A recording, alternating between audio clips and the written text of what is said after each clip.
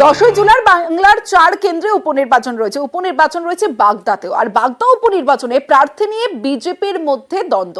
শান্তনু ঠাকুরের স্ত্রীর নাম নিয়ে জল্পনায় রীতিমতো ক্ষোভ। শান্তনু স্ত্রী বহিরাগত দাবি বিজেপির একাংশের। বাগদার প্রার্থী ক্ষোভে হেলেঞ্চায় বৈঠক বিজেপির একাংশের। বিজেপি পঞ্চায়েত সমিতির সদস্য ও কর্মীদের বৈঠকে বহিরাগত প্রার্থী নিয়ে আপত্তি বিজেপির একাংশের। কানে আসছে শান্তনু ওয়াইফ হতে পারে, বাগদার বাইরে থেকে হতে পারে, তার জন্য আমাদের ক্ষোভ যে আমরা বাগদার প্রার্থী চাই না, সেটা শান্তনু হোক কিংবা নরেন্দ্র মোদী হোক। আমাদের বাগদায় তো যোগ্য প্রার্থী আছে, তো আমরা তো বিজেপিটাকে এতদূর নিয়ে এসেছি, আমরা তো একবার বিজেপিকে জিতিয়েছি, বাগদার লোকই তো জিতিয়েছি। এখন আবার শোনা যাচ্ছে বিজেপির হবে নাকি ঠাকুরবাড়ির থেকে, মানুষ এটা ভালো চোখে নিচ্ছে না। প্রার্থী দেবে দল ঠিক করবে, আর দলের সিদ্ধান্তই চূড়ান্ত। আর ভোট দেবে মানুষ, সাধারণ মানুষ। কেউ বা কারা হয়তো বলতে পারে, তো মান অভিমানে বলতে পারে প্রার্থীর নাম ঘোষণা হলে, কারণ আমরা লড়াই করব সবাই পদ্মফুল নিয়ে, সিম্বল নিয়ে। কে প্রার্থী ভারতীয় জনতা পার্টি দেখে না, ভারতীয় জনতা পার্টি দেখে সিম্বল নিয়ে লড়াই করব, ও সবাই একসাথেই লড়াই করব। সংবাদ মাধ্যমে স্পিকটি নট দিলীপ ঘোষ, কারণ আজ যে বৈঠক ছিল বিজেপির কোর কমিটির, সেই বৈঠকে মুখ খোলেননি, বেরিয়ে সংবাদ মাধ্যমের সামনে। অন্যদিকে ডায়মন্ড হারবারে যান আজ দিলীপ ঘোষ। লোকসভা ভোটের পরে ভোট পরবর্তী অশান্তি এবং এলাকায় বেশ কয়েকজন বিজেপি কর্মী ঘরছাড়া বলে অভিযোগ। তাদের সঙ্গে দেখা করেন দিলীপ ঘোষ, জেলা বিজেপি নেতৃত্বের সঙ্গে বৈঠক করেন। তবে সংবাদ মাধ্যমের সামনে কোনো কথা বলতে চাননি দিলীপ ঘোষ, অর্থাৎ আজও চুপ দিলীপ ঘোষ।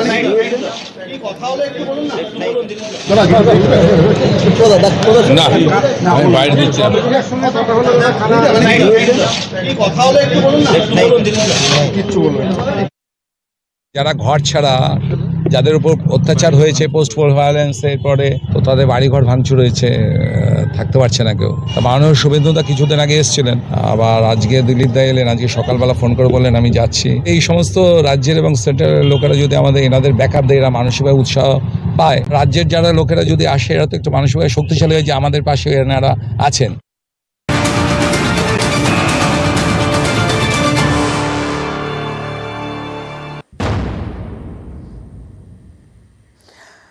কোচবিহারে যান আজ বিরোধী দলনেতা শুভেন্দু অধিকারী। ভোট পরবর্তী অশান্তিতে যারা আক্রান্ত তাদের সঙ্গে কথা বলতে, তাদের সঙ্গে দেখা করতে যান। আর সেখানে বিজেপি কর্মীদেরই প্রশ্নের মুখে বিরোধী দলনেতা শুভেন্দু অধিকারী। দলের কর্মীদের বাঁচাতে কি করছে বঙ্গ বিজেপি? পদ্মনেতাকে প্রশ্ন ঘরছাড়া বিজেপি কর্মীদেরই। আমাদের যে পরিস্থিতি, আমরা বাড়িতে চলতে পারতেছি না, ফিরতে পারতেছি না। কালকে আমার বন্ধুকে ঘুমানি আটকে পার্টি মিশন নিয়ে গিয়ে অনেক কিছু বলেছ তৃণমূলের লোকেরা। আমরা কেমন করে বাঁচবো? আপনারা তো সবাই ঠিকঠাক জায়গায় থাকেন, আমরা সাধারণ মানুষ দেখেন। আপনি একটু গ্রামে গ্রামে সবার বাড়িতে যান, আমি হাত জোর করে রিকোয়েস্ট করছি। আমরা বাড়িতে থাকতে পারবো না স্যার, আমরা কেমন করে কোথায় যাবো আমরা বলুন? আমরা তো বিজেপি করি। সরাসরি চলে যাব, শুভঙ্কর শাহ রয়েছে আমার সঙ্গে, শুভঙ্করের সঙ্গে কথা বলবো। শুভঙ্কর, বিজেপি কর্মীদেরই প্রশ্নের মুখে যারা ঘর ছাড়া তাদের সঙ্গে দেখা করতেই আজ শুভেন্দু অধিকারী যান, সেখানেই প্রশ্নের মুখে শুভেন্দু অধিকারী। পুরো ঘটনাটা কিভাবে কাটালেন, কি বললেন কর্মীদের উদ্দেশ্যে শুভেন্দু অধিকারী?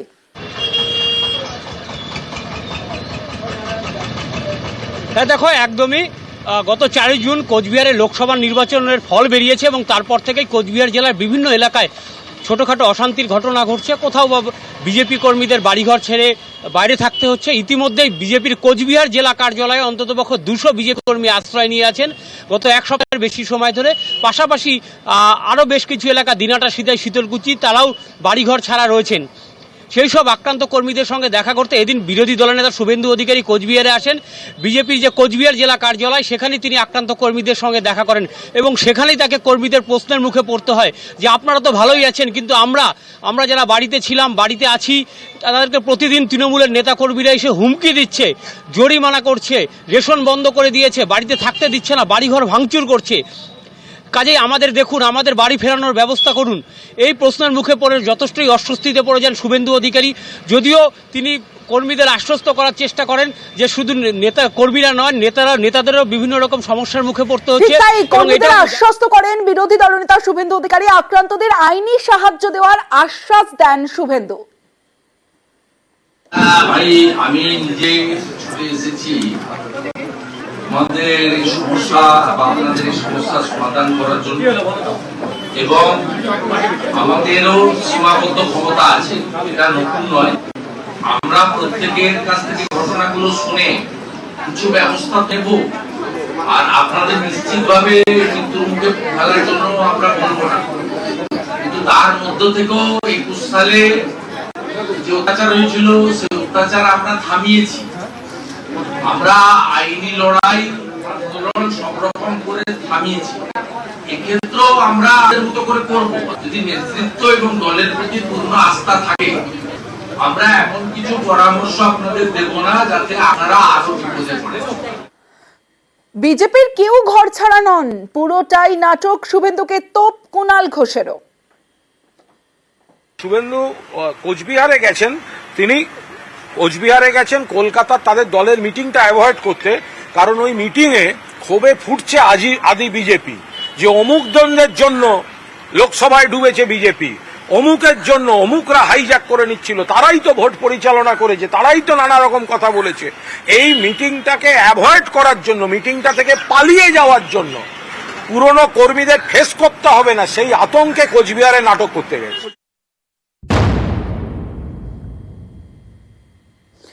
গত বুধবার থেকে খবরের শিরোনামে কোচবিহারের ঝাংঝিংগুড়ি পঞ্চায়েত, কারণ গত বুধবার বিজেপির এই পঞ্চায়েতে ফোটে ঘাসফুল। এবার বিজেপির পঞ্চায়েত প্রধানও যোগ দিলেন তৃণমূলে। নিশীথ প্রামাণিকের আশ্বাসে হলো না কাজ। এর ফলে 23 আসনের পঞ্চায়েতে তৃণমূলের আসন বেড়ে হলো 14 আর বিজেপির আসন হলো 9।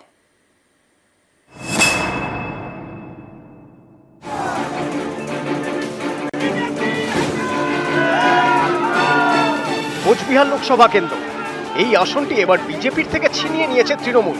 তারপর থেকেই নিশীথ প্রামাণিকের জেলায় একের পর এক পদ্মের পঞ্চায়েতে ঘাসফুল ফুটছে।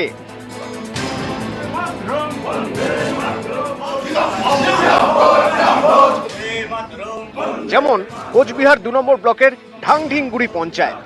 গত বুধবার 12ই জুন বিজেপির এই পঞ্চায়েত দখল নেয় তৃণমূল। তারপর শনিবার তৃণমূলে যোগ দিলেন বিজেপির পঞ্চায়েত প্রধান মাম্পি দাস। বললাম না, জনগণের উন্নয়নের সাথে এতদিন উন্নয়ন করতে পারছিলেন না? হ্যাঁ, পেরেছি, অসুবিধা হচ্ছে। 23 আসনের ঢাংঢিংগুড়ি গ্রাম পঞ্চায়েতে বিজেপির সদস্য ছিলেন 14 জন, তৃণমূল 9। গত বুধবার বিজেপির 4 পঞ্চায়েত সদস্য তৃণমূলে যোগ দেন। শনিবার বিজেপির পঞ্চায়েত প্রধানও যোগ দেন তৃণমূলে। এর ফলে তৃণমূলের সদস্য সংখ্যা বেড়ে হলো 14, বিজেপির কমে হলো 9। গত বুধবার বিজেপি সদস্যরা তৃণমূলে যোগ দেন। বৃহস্পতিবার ঢাংঢিংগুড়ি পঞ্চায়েতে যান নিশীথ প্রামাণিক। তখন কথা বলেন বিজেপির পঞ্চায়েত প্রধান মাম্পি দাসের সঙ্গে, পাশে থাকার আশ্বাস দেন। বৃহস্পতিবারের পর শনিবার বিজেপির মাম্পি দাস যোগ দিলেন তৃণমূলে।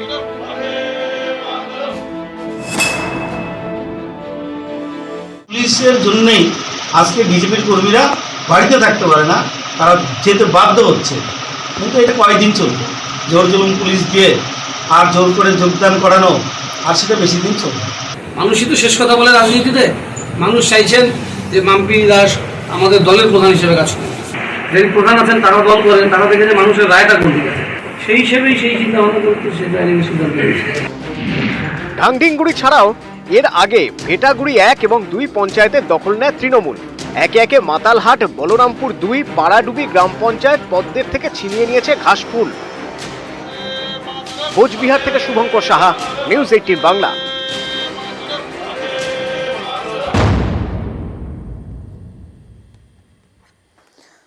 ভোট নেই তাই জল নেই। হ্যাঁ, আসানসোলের কথা বলছি। আসানসোলের বিভিন্ন ওয়ার্ডে জল কষ্ট। ভোটে বিজেপি লিড পাওয়ায় ওই ওয়ার্ডগুলিতে জলের গাড়ি না পাঠানোর অভিযোগ। তৃণমূল পরিচালিত পুরসভার বিরুদ্ধে অভিযোগ বিজেপির। মানতে নারাজ আসানসোলের মেয়র।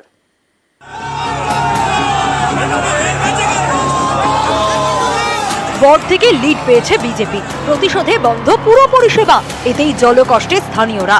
এই অভিযোগে আসানসোলের তরজা তুঙ্গে। বিজেপি লিড পেয়েছে বলে তাদের জল ট্যাঙ্কারের জলও বন্ধ করে দেওয়া হবে কেন? এই বিচারিতা কেন? কর্পোরেশনের এই অধিকার কে দিয়ে দিল যে ওনারা এটা বন্ধ করে দিলেন? বিভিন্ন দিন বিভিন্নভাবে অভিযোগ করবে, বলার কিছু নেই, করার কিছু নেই ওদের। গত 3 দিন 4 দিন থেকে যে বৃষ্টি হচ্ছে, ঝড় হচ্ছে, তাতে লাইনের প্রবলেম হয়েছে বিভিন্ন জায়গায়। 24-এর ভোটে আসানসোল লোকসভা কেন্দ্রে জয়ী হয়েছেন তৃণমূলের শত্রুঘ্ন সিনহা, কিন্তু আসানসোল পুরসভার বেশিরভাগ ওয়ার্ডেই পিছিয়ে তৃণমূল। আসানসোল পুরসভায় 106টি ওয়ার্ড, এর মধ্যে 73টি ওয়ার্ডেই এবারের ভোটে তৃণমূল পিছিয়ে। বিজেপির দাবি, ফল বেরোনোর পর থেকেই ওই ওয়ার্ডগুলিতে পুরো পরিষেবায় ব্যাঘাত ঘটছে। পাইপলাইনের কাজ শেষ না হওয়া পর্যন্ত জলের গাড়ি পাঠানোর কথা তৃণমূল পরিচালিত পুরসভার, কিন্তু ভোটের ফল বেরোনোর পর থেকে জলের গাড়ি ঠিকমতো আসছে না। এর জেরে জলকষ্টে ভুগছেন 66 নম্বর, 103 নম্বর সহ একাধিক ওয়ার্ডের বাসিন্দারা। ইতিমধ্যে 66 নম্বর ওয়ার্ডের দামাগড়িয়া এলাকায় পানীয় জলের দাবিতে পথ অবরোধ করেন স্থানীয়রা। জল নাই, আমরা খাবো কি, রাঁধবো কিসে? কান তো দূরের কথা, খাওয়া দাওয়া তো তাই 10-12 দিন থেকে জল আসে না। এই পাড়া রোডে তো 1 ফোঁটা জল নাই, আর জল যদি না পড়ে কালকে ঘুরে রোড জ্যাম হবে। বিজেপি লিড পেয়েছে বলে তাদের জল ট্যাঙ্কারের জলও বন্ধ করে দেওয়া হবে? কেন এই বিচারিতা কেন? কর্পোরেশনের এই অধিকার কে দিয়ে দিল যে ওনারা এটা বন্ধ করে দিলেন? যদি এটা ওনারা বন্ধ করে থাকেন, কাল থেকে যদি জল না চালু হয়ে থাকে, তাহলে আগামী দিনে আমরা আন্দোলনে নামতে বাধ্য হব। রাজনীতির উদ্দেশ্য হলে তো আমাদের সাউথ করতে হতো, বিভিন্ন দিন বিভিন্নভাবে অভিযোগ করবে, বলার কিছু নেই, করার কিছু নেই ওদের।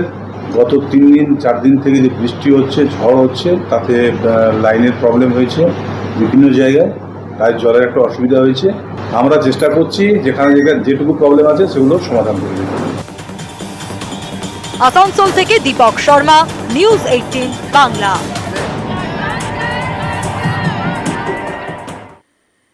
আসানসোলের পরে এবার বসিরহাটের দিকে নজর রাখবো। বসিরহাটে শুট আউট, গুলিবিদ্ধ তৃণমূল কর্মী। প্রতিবাদে রাস্তায় টায়ার জ্বালিয়ে বিক্ষোভ। অভিযুক্ত আয়ুবের বাড়িতে হামলা, আগুন, স্ত্রীকে মারধরের অভিযোগ।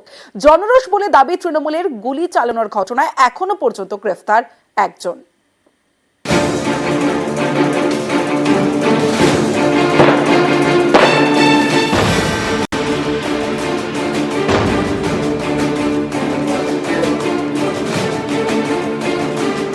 শুক্রবার তখন ভর সন্ধে বসিরহাটের পিফা এলাকায় ব্যস্ত বাজারে শুট আউট।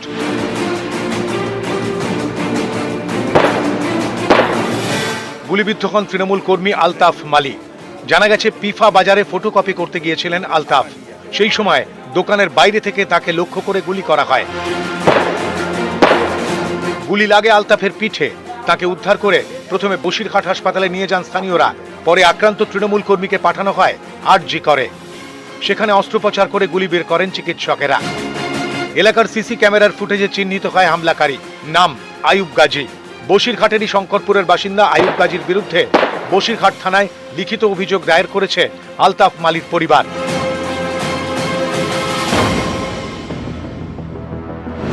আট বছর আগে সিপিআইএম এর নেতাকে খুনের ঘটনায় গ্রেফতার হয়েছিল আয়ুব গাজী। 5 বছর জেল খাটার পরে জামিনে ছাড়া পায়। পরে বাংলাদেশে গাঁজা পাচার করতে গিয়ে ফের ধরা পড়ে। 1 বছর আগে জামিনে ছাড়া পায়। ঠিকাদারি ব্যবসা রয়েছে তৃণমূল কর্মী আলতাফ মালির। পুলিশের সন্দেহ ব্যবসায়িক বিবাদের জেরে হামলা হয়ে থাকতে পারে। হামলার পিছনে কোনো রাজনৈতিক কারণ থাকতে পারে বলেও পুলিশের সন্দেহ। জেতার পর বিরোধীরা কোণঠাসা, তারা অশান্তি করার চেষ্টা করছে। গুলি একটিই চলেছে, তবে গুলিটি মাল্টিপল স্প্লিট উন্ডে ঢুকেছে। স্থানীয় যারা রয়েছেন তারা খোঁজখবর নিচ্ছেন, পুলিশ প্রশাসন এটা শক্তভাবে তার দেখাশোনা করছেন, নিশ্চয়ই ধরা পড়বে। তৃণমূল কংগ্রেসের দাবি সম্পূর্ণ মিথ্যা। এই ঘটনায় বিরোধী রাজনৈতিক দলের কোনো যোগ নেই। আলতাফ বাবুর কোনো ব্যবসায়িক শত্রুতা ছিল কিনা, কিংবা তৃণমূল কংগ্রেসের নিজস্ব গোষ্ঠী কোন্দল কিনা, সে বিষয়ে খতিয়ে দেখা উচিত। এদিকে এই ঘটনায় উত্তেজনা ছড়ায় এলাকায়। একদিকে দুষ্কৃতীকে ধরার দাবিতে টায়ার জ্বালিয়ে পথ অবরোধ করেন তৃণমূলের কর্মী সমর্থকেরা। অন্যদিকে রাতেই হামলাকারী আয়ুব গাজীর বাড়ি ও দোকান ভাঙচুর করে আগুন লাগিয়ে দেন স্থানীয়রা। আয়ুবের স্ত্রীকেও মারধর করা হয় বলে অভিযোগ। পঞ্চায়েতের প্রধান খারাপ আর শাইনুর, ওরা দুই ভাই আরো লোকজন সব নিয়ে এসে আমাদের 7 দিন মানে মেরে দোকান বসারি সব ভেঙে চুরি খাই আগুন দিয়ে সব পেট্রোলে জ্বালাই দিয়েছে, বিশাল মারধর করেছে আমার। তৃণমূল কংগ্রেসের এতে কোনো কর্মী জড়িত নেই, এরকম একটা ঘটনা আইয়ুবগাজী করার পরে এলাকার মানুষ পিফার বিভিন্ন এলাকার থেকে মানুষজন জড়ো হয়ে সেই জনরোষ তৈরি হয়েছে, সেই জনরোষে সেখানে একটা অগ্নিগর্ভ হয়েছে। নিউজ 18 বাংলা। এবার উত্তরের পরিস্থিতির দিকে নজর রাখতে হবে। সিকিমের দুর্যোগ, নতুন করে ধস নামে মঙ্গনের মংশিলায় ক্ষতিগ্রস্ত একাধিক বাড়ি। উত্তরবঙ্গে চিন্তা বাড়াচ্ছে বর্ষা। সকাল থেকেই ডুয়ার্সের বিভিন্ন এলাকায় নাগাড়ে বৃষ্টি, জলমগ্ন আলিপুরদুয়ার শহরের একাধিক ওয়ার্ডও।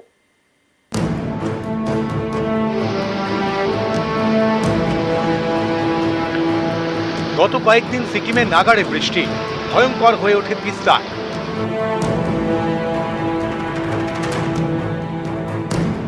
ধস নামে একাধিক এলাকায়। শনিবার নতুন করে ধস। এবার উত্তর সিকিমের মঙ্গনের মংশিলায় ক্ষতিগ্রস্ত হয় একাধিক বাড়ি। সম্প্রতি দক্ষিণ সিকিমের মজুয়া গ্রামে ধস নামে, প্রাণ যায় 3 জনের, ক্ষতিগ্রস্ত হয় বাড়ি। শনিবার সেই মাজুয়া গ্রামে যান সিকিমের মুখ্যমন্ত্রী প্রেম সিং তামাং।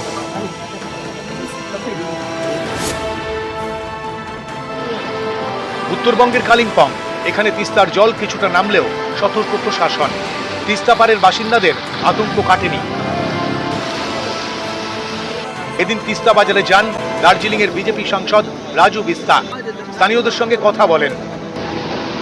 কালিম্পং দার্জিলিং এর মধ্যে ঘুর পথে গাড়ি চলছে। 10 নম্বর জাতীয় সড়কে এখনো বন্ধ ভারী গাড়ি। বাংলা সিকিম লাইফলাইন দিয়ে চলছে ছোট গাড়ি। এসবের মধ্যে স্বস্তির ছবি তিস্তা পাড়ে। নদীর জল একটু নামতেই শুরু ফুটবল।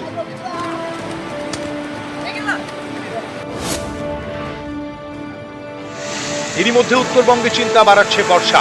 জলপাইগুড়ির ধূপগুড়িতে সকাল থেকে শুরু হয় ভারী বৃষ্টি। বৃষ্টি হয় ডুয়ার্সেও। টানা বৃষ্টিতে জল বাড়ছে ডুয়ার্সের বিভিন্ন নদীতে।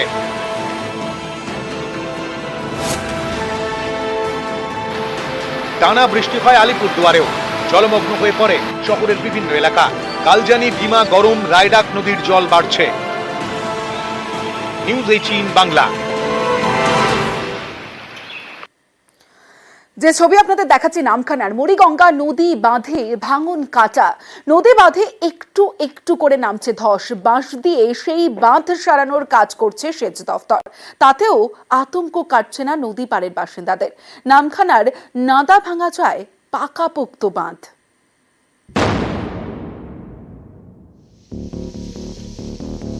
মে মাসে আছড়ে পড়ে ঘূর্ণিঝড় রেমাল।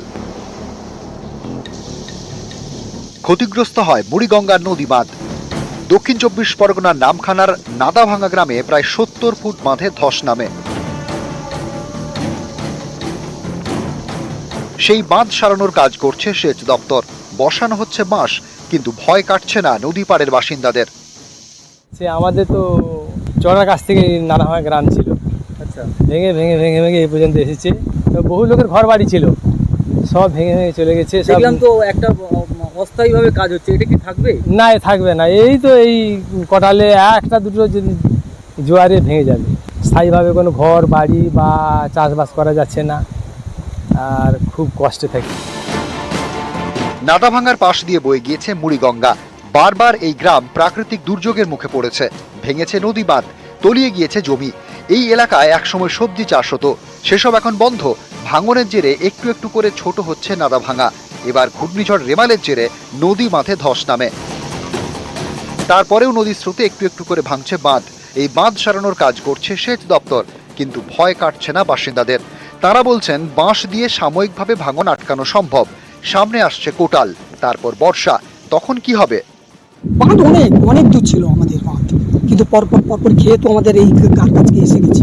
স্থায়ীভাবে কোনো কাজ হচ্ছে না। এবং আমরা চাচ্ছি আমরা বোল্ডার ফেলা বা ভালোভাবে পিচিং হোক বা আমাদের আইলাবাদের মতন বাঁধ হোক। আমাদের বিভিন্ন নদী বাঁধগুলোকে শক্তপোক্ত করার লক্ষ্যে কিন্তু পশ্চিমবঙ্গ রাজ্য সরকার তার নিজস্ব কোষাগার থেকে, যেহেতু কেন্দ্রীয় সরকার থেকে আমাদের বিভিন্ন বঞ্চনা এবং যেহেতু অর্থ আমাদের আটকে রেখেছে, সেক্ষেত্রে রাজ্য সরকার তার নিজস্ব উদ্যোগে নদী বাঁধগুলোকে আস্তে আস্তে ধীরে ধীরে পরিকল্পনা মাফিক কাজ করছে। যেহেতু মেগা প্রজেকশন অনগোয়িং প্রসেস, একটা আমাদের একটা প্রজেকশনের মধ্যে ধরা হয়েছে, সেটা যতক্ষণ না ইমপ্লিমেশন হচ্ছে, সেক্ষেত্রে সেখানকার মানুষদের যে নদী বাঁধটা সুরক্ষা করার জন্য বর্তমান রাজ্য সরকারের পক্ষ থেকে ইরিগেশন থেকে এই কাজগুলোকে ছোট ছোট আকারে করা হচ্ছে। নামখানা থেকে বিশ্বজিৎ হালদার, নিউজ 18 বাংলা। এবার দেখাবো সরকারি জমিতে বেআইনি নির্মাণ। মহিষাদলে রাজ্য সড়কের গা ঘেঁষে তৈরি হচ্ছে পাকা বাড়ি। আর এ নিয়েই ক্ষুব্ধ স্থানীয়রা হলদিয়ার মহকুমা শাসকের কাছ থেকে রিপোর্ট চেয়ে পাঠিয়েছেন পূর্ব মেদিনীপুরের জেলা শাসক।